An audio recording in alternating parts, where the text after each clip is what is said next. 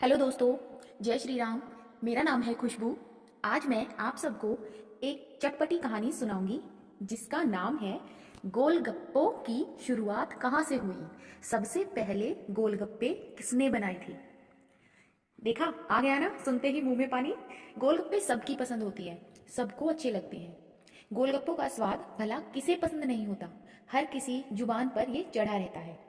बताया जाता है गोलगप्पे का इतिहास महाभारत काल से जुड़ा हुआ है। इसे सबसे पहले द्रौपदी ने बनाया था। शादी के बाद पहली बार द्रौपदी ने बनाए थे गोलगप्पे। गोलगप्पे का नाम सुनते ही हर किसी के मुंह में पानी आ जाता है। शायद ही कोई ऐसा हो जो पानी पूरी का शौकीन न हो। इसे अलग अलग जगहों पर अलग अलग नाम से पुकारा जाता है। इसे कहीं फुल्की तो कहीं इसे गुपचुप भी कहा जाता है। इसका स्वाद हर किसी की जुबान पर चढ़ा रहता है। ये भारत में सबसे अधिक पसंद किए जाने वाला स्ट्रीट फूड है।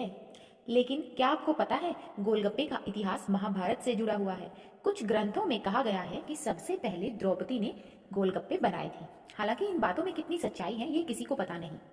शादी के बाद पहली बार द्रौपदी ने बनाए थे गोलगप्पे। आपको ये जानकर हैरानी होगी कि गोलगप्पों का इतिहास महाभारत से जुड़ा हुआ है। पौराणिक कथा में इसका वर्णन है। बताया जाता है कि जब द्रौपदी पांडवों से शादी कर ससुराल आई थी तो उन्होंने गोलगप्पे बनाए थे। दरअसल जब द्रौपदी पांडवों से शादी के बाद ससुराल पहुंची तो कुंती ने उनकी परीक्षा लेनी चाही। उस दौरान पांडव वनवास पर गए थे। ऐसे में कुंती ने द्रौपदी को परखना चाहा। वो देखना चाहती थी कि द्रौपदी घर के कामों में कितनी कुशल है। ऐसे में कुंती ने कुछ बचे हुए आलू, मसाले और थोड़ा सा आटा द्रौपदी को दे दिया और उससे कहा कि इस बची हुई सामग्री से कुछ ऐसा स्वादिष्ट बनाओ जिससे पांडवों का पेट भर जाए। फिर क्या था, द्रौपदी ने आटे की पूरी बनाई और मसाले से तीखा पानी बनाया और आलू को भरने के लिए रखा।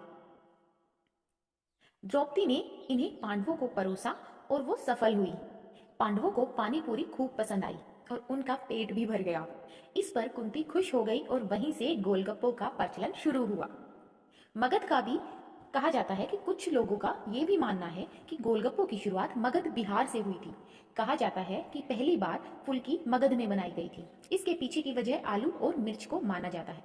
कहा जाता है कि 300-400 साल पहले भारत में आलू और मिर्च आए थे। इन दोनों का इस्तेमाल गोलगप्पों में किया जाता है। ऐसे में माना जाता है कि गोलगप्पों की शुरुआत मगध से हुई थी।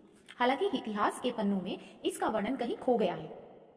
भारत में विभिन्न क्षेत्रों के आधार पर इसे अलग अलग नामों से जाना जाता है।